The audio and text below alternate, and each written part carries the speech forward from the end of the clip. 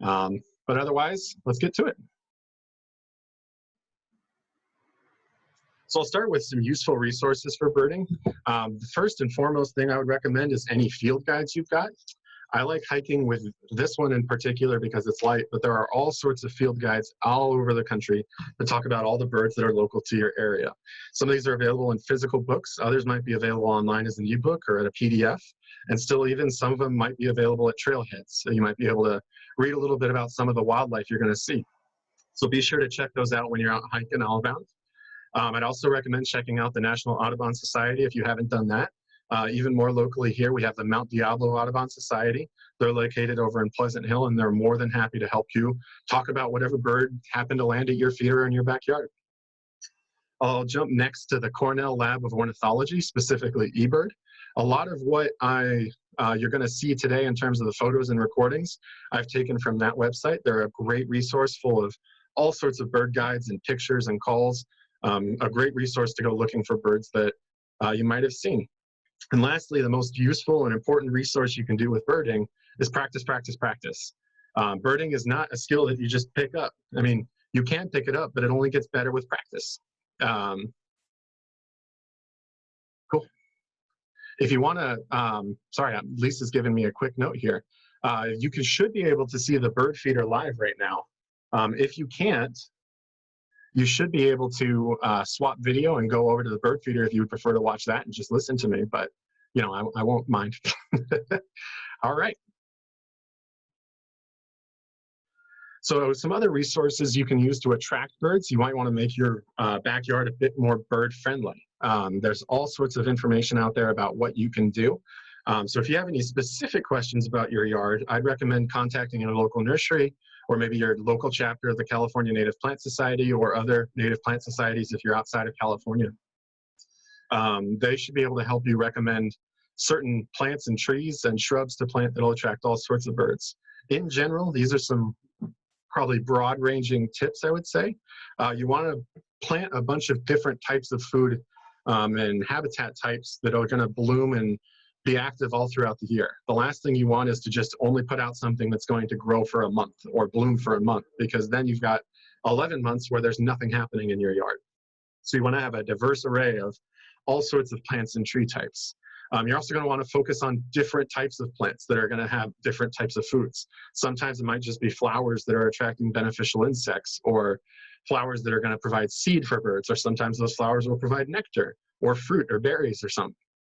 You want to be able to attract a wide variety of other food so that you can attract a wide variety of birds. Likewise, after you've thought about the food, you're going to need to think about their nesting location and their other shelter. With these habitat types, birds, no bird's the same, right? So they're all going to have all sorts of different habitat needs and shelter needs. Some birds prefer to perch up on the top of trees so they can keep an eye out for everything else. Others like to hide in dense bushes. So depending on that, contact your native plant society, see what you want to attract in your yard, and then get to work.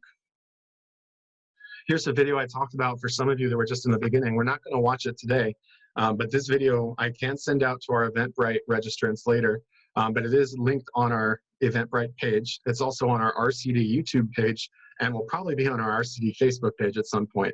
It's about a 4 or 5 minute video that I walk through how to make a backyard bird feeder, which you actually see on the live stream right now, these toilet paper feeders.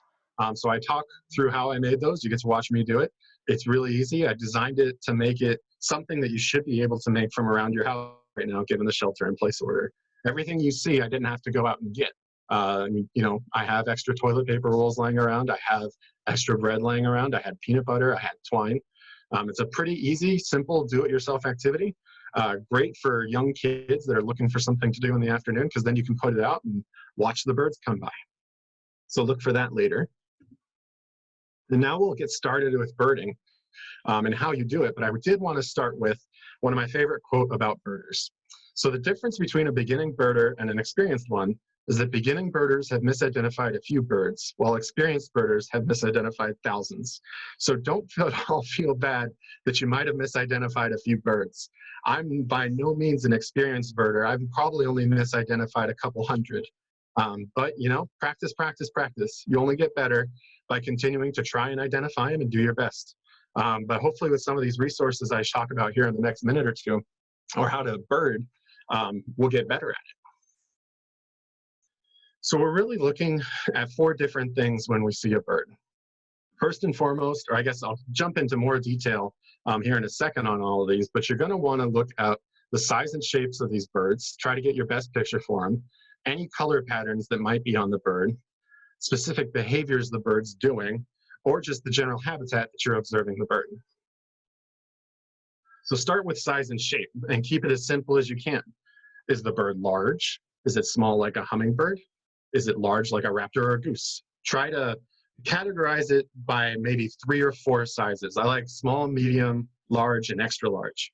And those extra large birds are really rare. So really you only use the small, medium, and large birds. You can hear a couple birds now. So after you've kind of identified a rough size of your bird, next you're going to want to look at the shape of the bird. Are there any distinguishing shapes on it? Does it have a short beak or a long tail or long legs or a long bill? It's important to identify these features because that's what you're going to observe when you look up in a field guide or online. The other first recommendation I can provide for birding is when you're looking at a bird, don't look at the field guide just yet. Look at the bird the entire time you can see it. It sounds silly, but if you have 10 seconds of a bird that's come to land on your feeder, you don't want to spend 8 of those seconds flipping through your bird guide trying to find it. So for those entire 10 seconds, try to recall as many details of the bird you can see. Start with the size and shape, and then we'll get on to some others here in a second. And then after the bird is left, then you have all the time in the world to look up whatever bird it is. So start by looking at them first. I mean, it's simple, but you know, you don't want to be wasting your time looking at a bird guide when you could be looking at the bird itself. So next, I'd recommend looking for the color patterns on the bird. Does the bird have a lot of colors? Are there only one color? Are there spots or stripes? Is the color in a particular area? You'd be surprised how many birds you can find with just some simple color locations in a Google search. Even easier, we aren't that creative when it comes to naming these birds. Of the birds that you can see here, I think you can see my mouse. We'll start with this one on the left. I'll give you one big guess. It's a red-tailed hawk because it's a red tail. And then up here, we have another pretty simple, oh, there's someone. It's a western bluebird because it's blue, and we find it out in the west. We're not that creative. Oh, there we go. We got another little scrub jay coming on. Let's see, we'll keep going. So over here, this guy is the black-capped chickadee. You can see that because he has a black cap. It's pretty easy birding, right? Down here, we have the American goldfinch because of the gold that's all over its body. And then on the bottom right, we have the spotted towhee because you guessed it, the spots on its back. So by looking at these birds' colors, you should be able to figure out a lot of details from it. That's probably the best distinguishing characteristic you can find. I'm gonna watch this scrub jay for a second. We got 2 or 3 of them now, just all coming around, flying around. You can probably hear them. We'll talk more about the scrub jay in just a second. I got lots of birds to talk about. So then the last thing we want to, or another characteristic we want to be observing when we're looking at these birds is their behavior. Are they eating a particular type of food? Are they by themselves? Is the bird flocking? Does it like to hang around other birds? Is it up at the top of a tree by itself? Does it have a particular flight pattern? Is it soaring or is it wobbling? There's all sorts of these various characteristics that you're going to be able to look up in a book. So try to observe its behavior as best you can. The last thing you want to think about is the habitat. And this is more than just the, where are you right now seeing this bird? You know, it's, I'm in a wetland or I'm in a mountain or I'm in a forest. That's only going to get you so far. Try to pay attention to where the bird is exactly. Is it like this hummingbird up at the top of the tree that likes to perch and observe for other birds that may want to eat it? Is it like this towhee in the bottom right that prefers to hide in the bushes where it can't be seen? Or is it like this woodpecker that likes to hang around on the sides of trees, or in this case, power poles, and create holes looking for bugs? These are the important habitat characteristics that you're going to find in the bird book. Okay, on to the next one here. So then I wanted to then give you just a kind of basic bird terminology we're going to be talking about today. Thankfully, there are a number of familiar words that might translate over, or that do translate over the birding. Things like head, throat, belly, tail, breast, and thigh.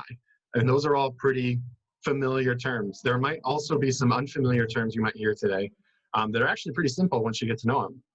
So the first and foremost is we're going to talk about primary and secondary feathers. The primary feathers, as you can see down here in the bottom left, are on the outer edges of the bird. These are the biggest feather on the bird and help the bird propel the bird through the air. The secondary feathers, which are just down here below it, run along the bird's arm, so to speak. And as you can see in the diagram here, they help provide lift. This is what keeps the birds up in the air. The other words that we might talk about today, it's a pretty easy one. Undertail here are the feathers that we find under the tail. Likewise, there's the feathers we find above the tail, or the upper tail. And then the other big area that I like to look is the rump, which is just above these upper tail feathers, and then up in the scapular or the shoulder region of the bird on their wings. So these are some basic bird terminologies. Most field guides will have this type of diagram in them too, so you can look up what exactly they say. But that's really all we're going to talk about today, I think. So now we'll get into a little bit of a discussion on birds that I've certainly seen around my own house out here in Oakley and around my own neighborhood. There could be more out there, I'm sure. Like even just today, about half an hour before this call started, I saw a bird that I haven't seen on my tree yet, the western tanager, which doesn't make this list. So I'm constantly learning about new birds. Not to say that this is an exhaustive list, but these are birds that I've seen and we might see today, just like the scrub jay that's back again. We'll get to him in a bit. So I wanted to start with the yellow-rumped warbler. As you can guess, let's see here. I saw these guys just a few weeks ago here in Oakley, so there's a chance they're still around, but also a pretty good chance that they've probably moved on. They tend to spend their breeding season up in the Sierras, up in coniferous woodlands or mountainous areas, then spend their winters at lower, warmer elevations like here in Oakley. You could probably guess from the name that they have a yellow rump, as we discussed, which is visible on the photo on the right here. You can see just that little yellow rump there. But they also got some yellow patches on their side, like the photo on the left. I actually took this photo just a couple weeks ago. The other thing that that you should consider when thinking about birds when you're birding is you want to be listening for their calls. So I do have a couple of the calls lined up for a variety of birds today, but I did want to warn you, we have adjusted this so it shouldn't be too loud, and it'll probably come through on your computer, but if you are wearing headphones, it may be louder, and I apologize for that, so just a heads up.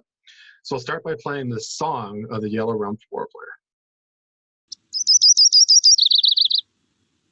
You might have heard this around your neighbor.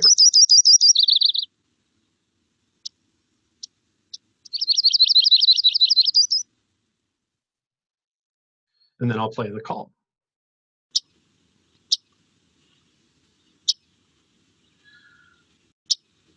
Of course, you're not going to be able to recognize every bird based on the first time you've heard their call. Feel free to keep listening to these, look them up online. It's a great and easy way to bird because more often than not, I don't see a lot of the birds, I hear them before I see them, if that makes any sense. So I've gotten really good at being able to recognize certain bird calls. So just, again, practice, practice, practice, getting familiar with it. Oh, didn't mean to start that again. So here's another bird that we might see today. I saw it this morning, but probably not right now. They tend to actually prefer eating on the ground, picking birds or picking insects and seeds off the ground rather than on a feeder. But for those of you that don't know, this is the mourning dove. You might hear them this afternoon. They tend to come back in the early afternoon around here. But you can tell it's a mourning dove. They have a very trim, smooth body with this long tapered tail and some black spots on the upper parts of their wings. But they're probably best identified by their call, which I'm sure most people here have heard. So I'll play that for you.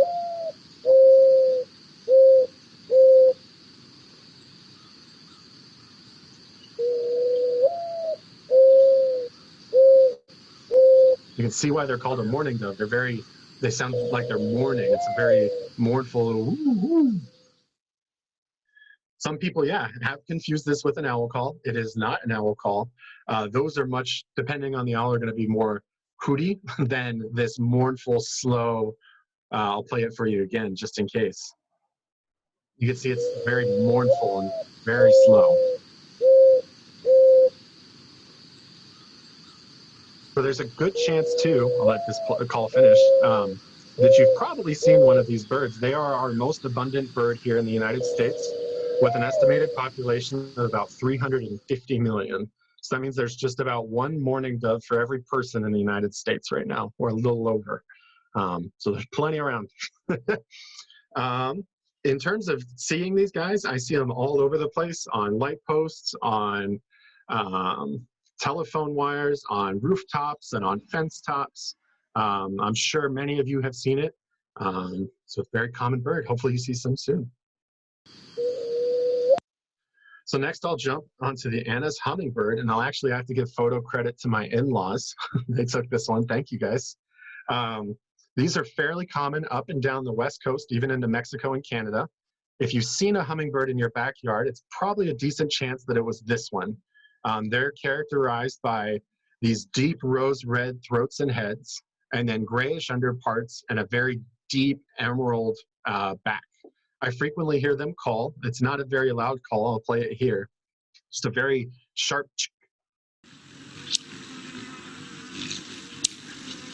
You can barely hear it. When I hear one of those, my eyes dart up and I immediately start looking for them, because they're very fast. But they also have a very unique mating behavior. It's not always mating. Sometimes it's just they want to show off. So when you're out hiking, or you might be walking around your neighborhood, you'll see these guys. They like to hover right in front of you, then shoot up into the air up about 130 feet as fast as they can, before diving straight back down at you, then stopping a couple of feet with an explosive squeak. Then they'll do it all again, just kind of showing off for the other female hummingbirds hanging around, and just have a little fun, I guess. I'll also note that hummingbirds, I just learned this the other day looking this up, are only found here in North and South America. There are no native species to Europe, Africa, Asia, or Australia. And another interesting note, there's a lot of Native American stories about these hummingbirds that hold them in high esteem for bringing the rain, and for also poking holes in the sky and creating stars. Another interesting fact I read about the Navajo in particular, thought that when these guys were going up 130 feet and then coming right back down, they were going up to go above the blue of the sky to check out what was going on up there. So these guys have been around for a long time, and are only native here in North and South America. So next up, we'll talk about the lesser goldfinch. I frequently see these guys walking around with my dog at the Big Break Regional Shoreline. I'm about a mile away from it. You'll find them in groups together in bushes and scrubby habitats. I've frequently seen them hanging upside down off of bushes, eating buds and bees, and you name it. You might especially see them near plants in the sunflower family. They seem to have a preference for that, the seed that comes off of that. Males typically have that entire black crown with some white patches at the end of their primary feathers, which you can see right there again. Those are the biggest feathers on the bird, remember. Whereas females down here in the bottom right are going to have just that whole yellow head. These guys like to frequent bird feeders, and I wish some would show up today. They get along with most other birds except for the scrub jays, which have taken over the feeder here. It's their territory, so I haven't seen too many other birds other than the scrub jay, unfortunately, but you might see more. I'll play for your call for them for you too.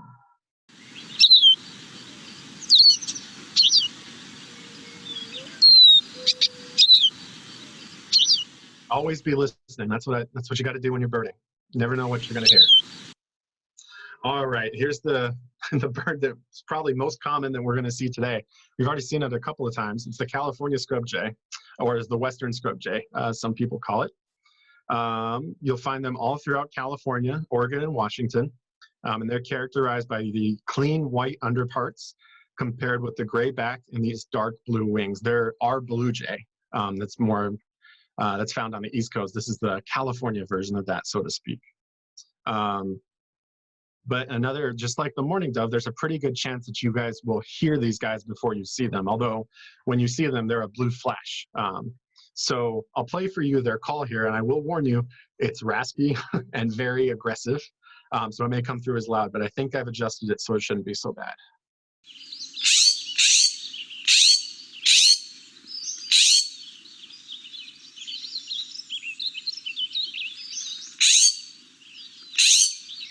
I'm sure we'll hear a couple more here before the end of this presentation. I'll also note, we don't need to play you again. that these guys are pretty mischievous. They've been observed in other ecosystems stealing acorns from other bird caches, even other scrub jays. This, I mean, despite the fact that when these scrub jays are out and about doing their thing, they will keep an try to make sure that no other birds are watching them while they hide their stuff. But that doesn't always prevent it. So they're bird bullies. So something else I've seen a lot, I haven't seen it on the feeder so much, but it's definitely in the area, is the northern mockingbird here.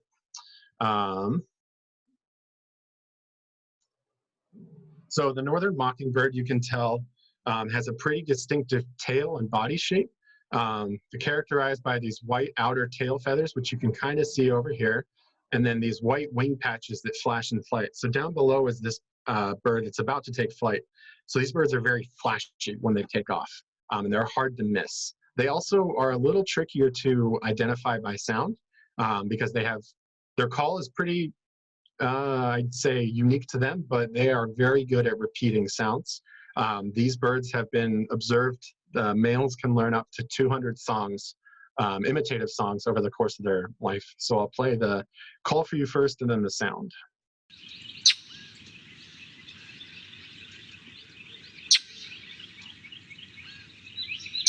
Okay, and then here's their song.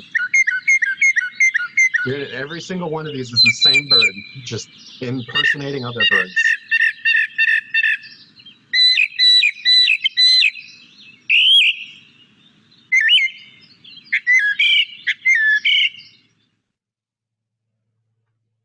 These guys like to get into it with the scrub jays, I've noticed out here in my front yard. And Lisa's saying in the chat that she saw one chasing a squirrel off a phone line. So more mischievous birds. All right, then now I'll talk about the spotted towhee, which we've talked a little bit about already. I just saw one of these guys while I was taking out my trash cans the other week. They have a pretty distinctive black head and chest, brown sides, a white stomach, and some white spotting on the back. They also have a pretty distinctive song and call, which actually is one of my favorite bird calls. I'll play it for you now. I love their song. I love that trill at the end. Listen again here.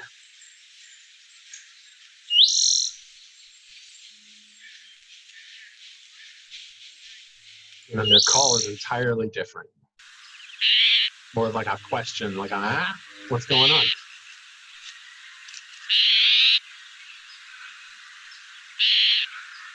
So like I talked a little bit about before, these guys prefer more brushy, shrubby, overgrown habitats. You'll see them often on the borders or edges of a vegetated area. This is because they like to hide from predators in there. And this has led many scientists to actually conclude that a lot of this spotting on their back was a result of that wanting to hide and blend in attitude. So that if you're looking down into a bush, all you're going to see is a black background and a bunch of white spots that might be similar to the sun poking through a bush. So that's where to look for these guys. If you want to attract them, put out lots of bushy plants. There's their call again. All right, so then here's someone else I saw just the other week, a white-crowned sparrow. This is another sparrow. The spotted towhee is also in the sparrow family. As you might guess, based on the name, these guys have a striped black and white crown with gray underparts. And I know that this photo is not great. I took this one. It looks like that's shade up on top of its head, but that's actually a black stripe and then a white stripe right there. These guys have a lot of energy. I frequently see them jumping around in thick, brushy willows and other shrubs while I'm out here walking my dog, jumping from branch to branch and twittering all over the place. Let's see here. Oh, there's a couple questions. I'll wait till the end to get to those questions. Actually, I'll pull those up. I think I see. Aha. I'll try and get to those questions at the end, just because I don't want to run out of time. I got lots of stuff here, but I will get back to them. So where was I? Oh yeah, so these guys are very energetic.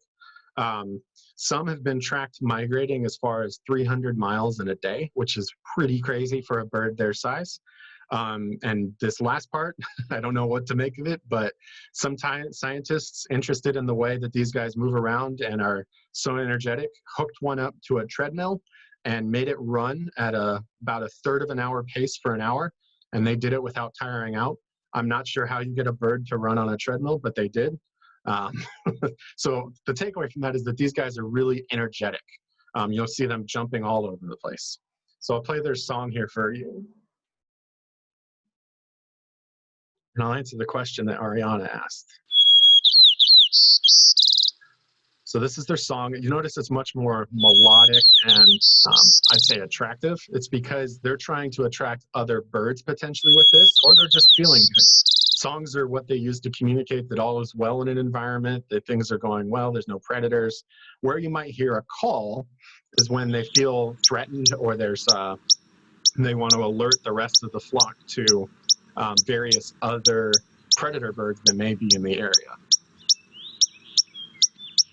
So you notice that the call is often very short and quick. They want to alert people as quick, or alert birds, not people, maybe people, alert birds as quick as they can, whereas the song is much more melodic. They want to tell everyone everything's going good, I don't see anything, you know, everything's chill. That's what I would say. So we'll move on now to the house finch. You guys might see these. These are fairly common in suburban, urban environments. And this will actually be the last bird we talk about in the backyard bird part of our presentation. But these guys are fairly small with a relatively large beak and flat heads. Adult males have these brown caps, as you can see, with these red chests, rumps, and bibs that can also be orange or yellow depending on what they eat. So birds themselves can't actually make red or yellow pigments directly. That color comes from the food that they're eating when they decide to molt. So while you might see this one on the screen here as red, and that's a male up in the top left and then a female down in the bottom right, you might also see them as more a yellow or an orange depending on what they've been eating. It's pretty interesting. So I'll play for you their song as well.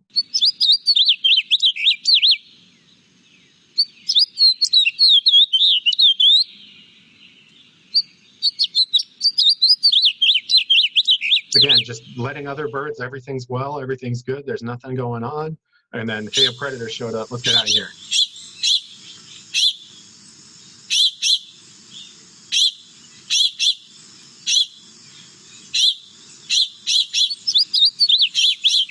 Playing both. Playing too much. Let's move on. All right, so now we're going to talk about other birds that you might see, not just in your backyard, but while you're out driving around. And Julie, I'm going to try to look up your question while I'm also giving this presentation. So these are just a couple of the birds. I think I've got 10 here because I don't want to take up too much of your guys' time. But these are birds that I see fairly regularly, and I thought you might also see fairly regularly, so I wanted to talk to you about them. First and foremost, I'll start off with this red-tailed hawk. These are pretty much everywhere. They're our most common hawk here in the United States. As you can guess from the name, they have a pretty distinctive red tail, as you can see in this top left photo here. But they also, when they're younger in their juvenile status, they typically have this belly band of dark streak on whitish parts. When I'm out seeing these guys, I see them more often than not like this, up on a telephone wire or up on a telephone pole or something while they're hunting, or just, you know, enjoying the sun. You obviously wouldn't see this unless you were above them while they were flying, but from below you can still see that distinctive red tail. I also wanted to bring up a rather interesting fact. So I want you to really quick picture, you know, what you think a bald eagle sounds like based on what you've seen on television or in commercials or maybe in a movie, right? And then listen to what this is.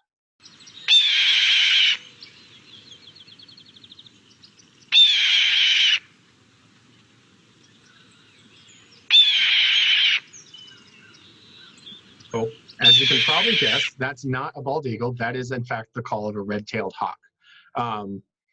We'll get to the bald eagle in a second, but anytime you've heard a bald eagle in a movie or a TV show or whatever, it's been a red-tailed hawk because, in all honesty, the bald eagle has a pretty weak call, and these companies wanted to evoke this majestic hunting raptor sound, which a bald eagle's call just doesn't sound like. So now we'll jump right into the bald eagle here. And I'll really quickly play for you what they actually sound like.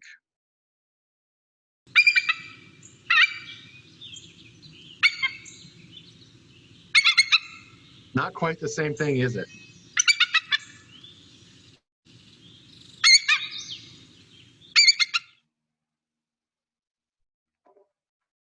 So that's the bald eagle call.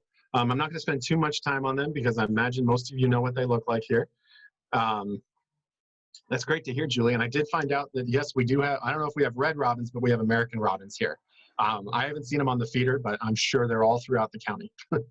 So the bald eagle, you can see, has this white head, hence the name bald, and this yellow beak. But what I bring this up mostly is to talk about this bottom right picture here, which is a juvenile bald eagle. These guys are actually mostly dark, and they have these dark brown/black heads, which often get confused for the golden eagle, which I'm going to show you here in just a second. Oh, I'll play the call again for you. You know, I actually wanted to take a second here and talk about the bald eagle, and wanted to recognize that I'm here today able to talk about this bald eagle because of the first Earth Day more than 50 years ago, or 50 years ago, actually. For those of you that don't know, the bald eagle was a critically endangered species at the time, or in part due to a lot of pollution and other bad environmental factors. After the passing of the Endangered Species Act in the 1970s, it was officially listed in 1978. What this allowed the U.S. government and its partners like us to do is work to bring these species back from the brink of extinction. Thanks in part to that recovery effort, we were able to remove this species from the Endangered Species Act back in 2007, and now they're everywhere. They're even here in the county. They're rare, but you can still see them. I was just looking on eBird the other day, and someone reported seeing them up in the Morgan Territory and the Diablo Hills, which is great. So what that means to me, what I like to think about is, 50 years ago, these species were on the verge of extinction. I like to think about, what are we going to be doing 50 years from now? What species are we going to be looking back on that we saved? And I'm hope that there's a bunch of them. I know we're doing a bunch of work there at the RCD to help a few of the endangered species here in our area, and you can ask me about that tomorrow. But it makes me feel good that we're actually having an impact and we're saving the species we need to. So really quickly, pay attention again to that bottom right photo. That's a juvenile golden eagle. And then this here is adult golden eagle. Sorry, I think there was a juvenile bald eagle on the last one. What you're really looking for, and I'll flip back and forth between these really quick, is you can see on the golden eagle, we've got those brown upper wing parts, and then the lighter brown primary and secondary feathers. Whereas on the juvenile bald eagle over here, you've got all sorts of little white speckled almost feathers throughout. So that's really how you tell the difference between the two. Other than that, these juveniles do have a smaller tail and a larger head than the golden eagle. But I'll talk about the golden eagle now. I don't have a call for them. They're pretty quiet birds. But I did see one of these guys out at Round Valley Regional Preserve up in the Morgan Territory. It was really fascinating to watch this golden eagle, who I assume was showing off for a female, basically was riding the wind and just going up and down like a roller coaster. It was really cool to watch. So keep an eye out for these guys when you're out and about. I'll also let you know that the golden eagle is the most common national animal in the world. It is the national bird of Albania, Germany, Austria, Mexico, and Kazakhstan. So you can imagine that these guys are pretty thoroughly widespread. And we've got another scrub jay up on the feeder here. Watch him eat some of the, oh, he looks like he's going for more bread. Hopefully he goes for some of that seed too. So then another bird that, while I'm looking for raptors, I often see here is the turkey vulture. These guys are very deceiving when they're up high because they kind of have the shape of a raptor, but there's a few characteristics you want to look for. If you're able to get close to them, if you can see them closely, you'll immediately see that they have this red head and a white bill with kind of those dark wing upper linings and then the silvery primary and secondary feathers. But the easiest way to identify these guys is while they're up in the air flying, look to see if you can see the shape of their wings. You'll notice here that this one's got this characteristic shallow V. And what that actually is going to do is instead of a raptor, which is going to be parallel and is going to kind of soar around with the wind, these guys kind of wobble with their their V-shaped wings. So it's a very odd flight pattern for a bird, and that's the easiest way to identify them from afar. Next, I'll talk about the northern harrier. I actually took all of these photos just over here at the Big Break Regional Shoreline. They're a mating pair, nesting pair, I believe. Pretty common species throughout Contra Costa County. Well, that's great, Sean. Golden and bald eagles out at Montco and Concord. So keep an eye out, folks. So this northern harrier, the adult male is the top two photos there. You'd see that he's got grayish back and a mostly white below, with some of those black wingtips and black tips to secondaries down there at those secondary feathers. And then the female is similar, but is all brown. She's brown above and then white below, with some various streaking. These guys also have a pretty distinctive call, which I'll play for you now.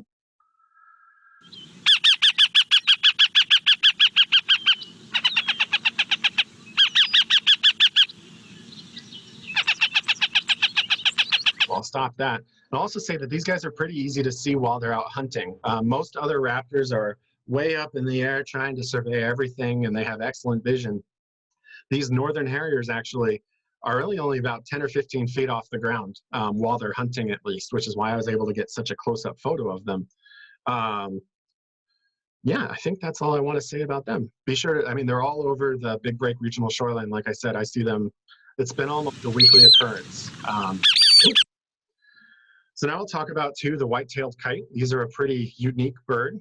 You probably won't see them perched very often like this. I know the Lindsay Wildlife Museum had one a couple years ago, and I was able to see it. They have these white underparts, these black shoulders, and gray wings, but probably most distinctive are those red eyes. But even easier to identify them with is you get to watch, again, some of their behavior while they hunt. So I'll play this video for you really quick. What you're about to see is this kite, white-tailed kite, hovering over what it's about to catch. So it'll sit there and hover for a couple of seconds, and then it'll dive down really quick and pick up whatever it's got. Lisa's saying she's seen them all over CSU East Bay Concord. I've seen them all over the Lime Ridge open space. These guys are pretty common. I've seen them out in agricultural lands as well, chasing out other pests that farmers have been kicking out. So you watch him just here hover and then just dive. And then he disappears for a few seconds.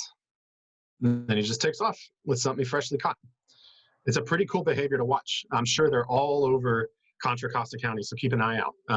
They're pretty easy to identify based on that behavior and the fact that they're one of the few white raptors we have out here. So now also, while I'm talking about behavior, talk about the American kestrel here. And you can see in the video that's already playing, that's the kestrel doing its hovering behavior. I actually took the photo on the left to kind of give you a sense of their coloring. Let me see here. So these guys are about the size of a mourning dove, which we talked about earlier. And they're all over Contra Costa. Let's see here. They're pretty indicative. Their characteristics are these bluish gray wings, which you can kind of see in the photo. The copper chest with black spots and then a double black stripes on their white face. There's a good chance you'll also be able to hear these guys before you see them. They have a pretty unique call, so I'll play that. This killy, killy, killy.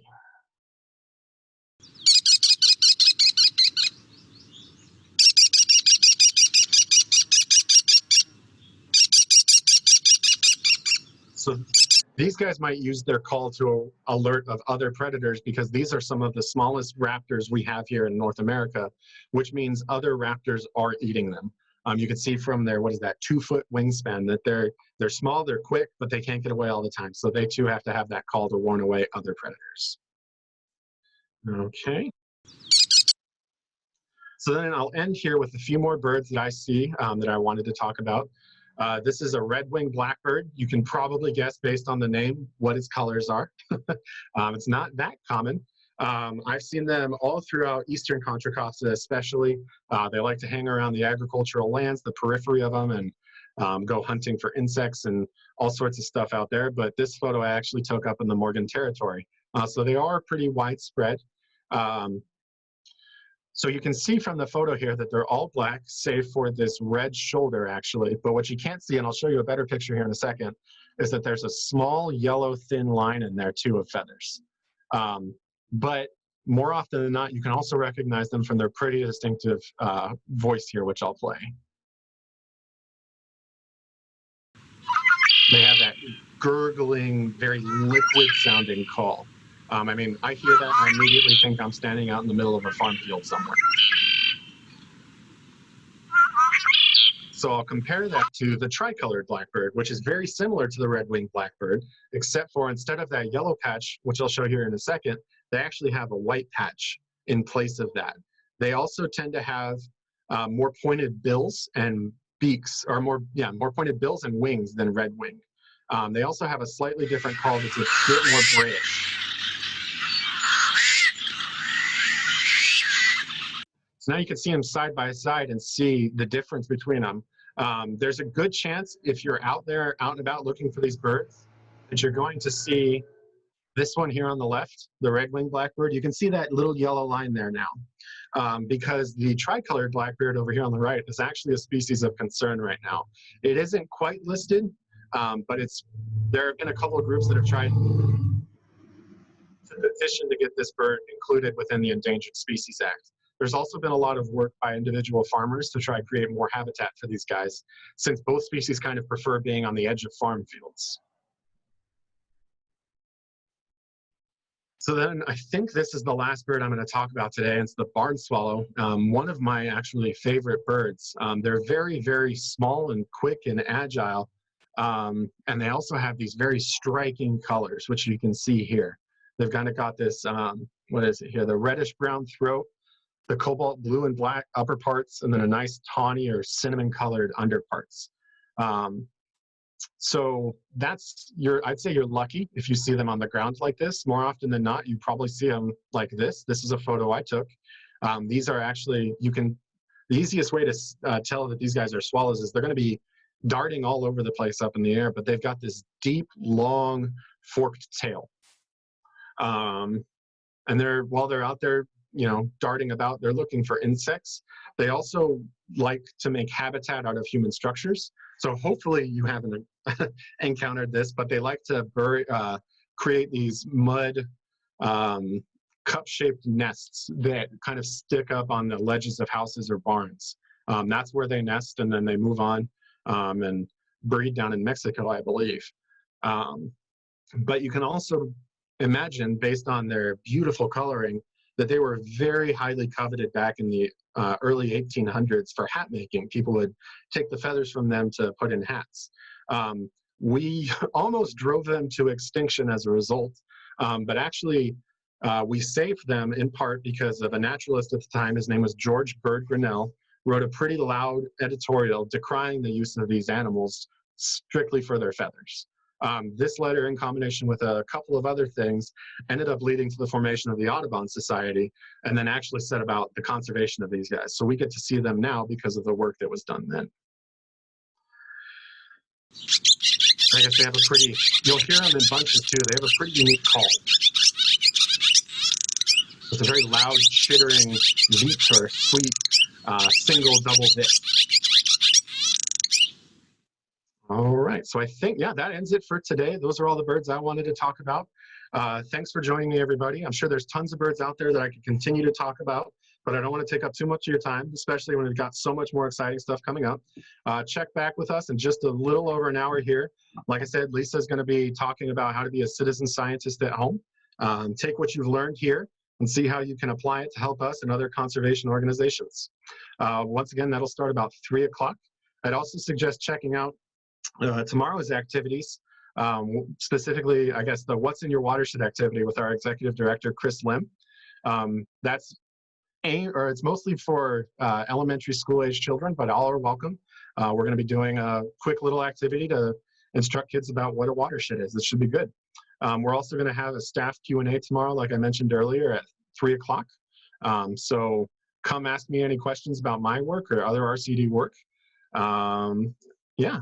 So then the last thing I'll share with you is we're also planning a virtual hike right now. We got a couple of our staff a few weeks ago to go out and record a virtual hike with the state botanist, Dr. Dean Kelch. He's going to walk us through the Fernandez Ranch property owned by the John Muir Land Trust to tell us about what's blooming out there right now. I'd encourage you to join and see if you can hear any birds. I'm sure they're out there. Maybe Dean will talk about them. I haven't seen it yet. But it should be a good time. You can register online at that Zoom webinar. The information is also available on our website. So I'll end on this slide. Now I'll take a chance for some questions if anyone has any Q&As. So to answer Lisa's question about where to look for behavior, the Cornell Lab for Ornithology is great. They have all sorts of information about all sorts of bird species. I would highly recommend checking them out. If you just Google Cornell Ornithology or Cornell Lab or eBird, that'll point you towards where you can go. Yeah, they take ID queries via email too. I'll also recommend, I'm in a bird group on Facebook. It's called What's This Bird? It's a no judgment free zone where you get to post your bird. As long as you've got a location and a date that you took the bird, people will try to help you. And so we're all trying to learn together. It's a great group. All right. And then to answer Ariana's question again, so a song is used to communicate to other birds at all as well. And I'll post that for registration link for Fernandez Ranch again. We'll send it out to everyone that was registered here. Sean, thanks. So songs are used to communicate it all as well, and things are looking good, whereas a call might be to warn other birds about other predators that are going on. So then Eric, question for Ed. I noticed a few of your bird feeders are swinging a lot when it is breezy. Is this a deterrent to birds being attracted to them or eating from them? Should they be stabilized? I would say that the wind definitely does probably restrict some of these birds, especially maybe some of the smaller ones. But I have seen, I think you may have seen it earlier too, I've seen scrub jays fully upside down eating off of these bird feeders. So they don't need to be fully stabilized, but it wouldn't help to have a little bit of weight, which is what you would see on a more traditional bird feeder that's going to prevent that swaying back and forth. And apologize that I can't control the weather. All right, if you've got more questions for me, go ahead and drop them in the Q&A. I'll be here for a couple more minutes answering them, and we can just watch the bird feeder together, see if anyone comes by.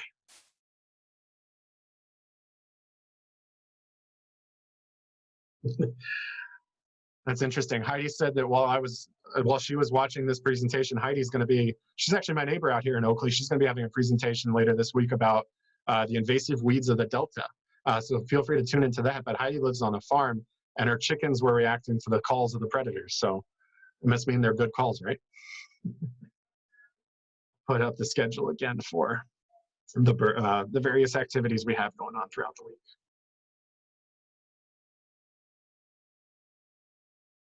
And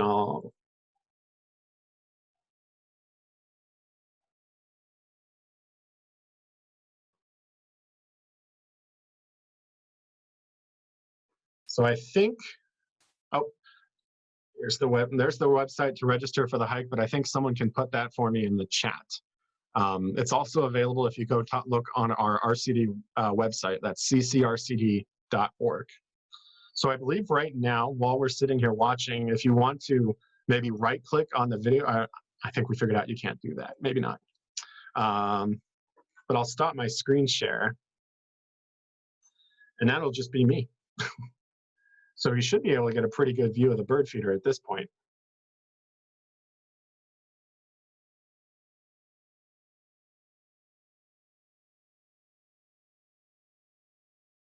Thanks, Diane, for the words.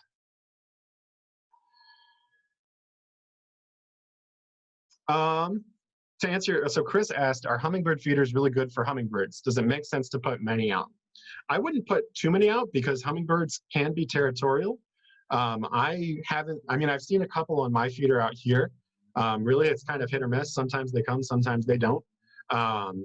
They're perfectly fine to put out. Sorry, I'll let this car pass.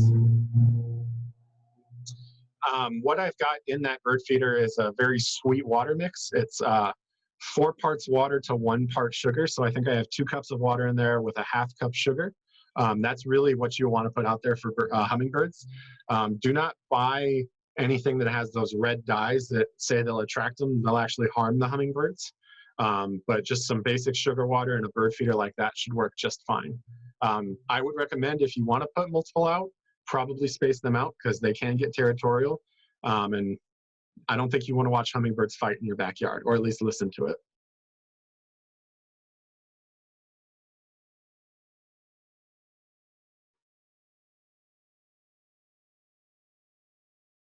there any questions from Facebook?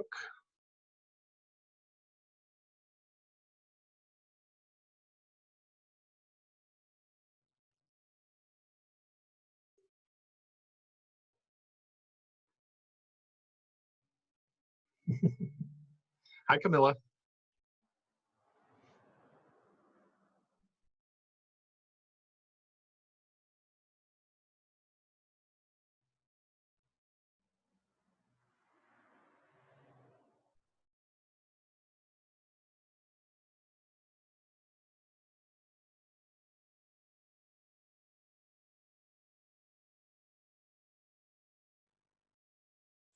All right. Oh, my favorite bird. Oh boy. I don't know. It changes day to day. Those barn swallows are really cool to see in action flying around. I always love seeing a red-tailed hawk or those northern harriers. We don't have them up in my part, but I would love to go down and check out the California condor over in Big Sur area. Favorite bird? I'd probably say the barn swallow. I really like their coloring. They're very cool to see, and they're migratory, so they only come about a couple of months out of the year, and they're just starting to come back right now, I believe. So I'm looking forward to seeing them all summer. Thanks for the answer, Camilla. Or the question, rather.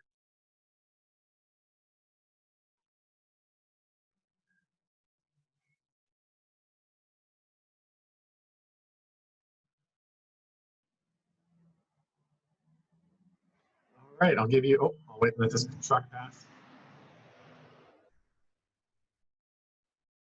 Wait here another minute or two if there are any last minute questions. Feel free to get them in. Otherwise, I think we'll shut it down here in a minute so we can get ready for Lisa's presentation.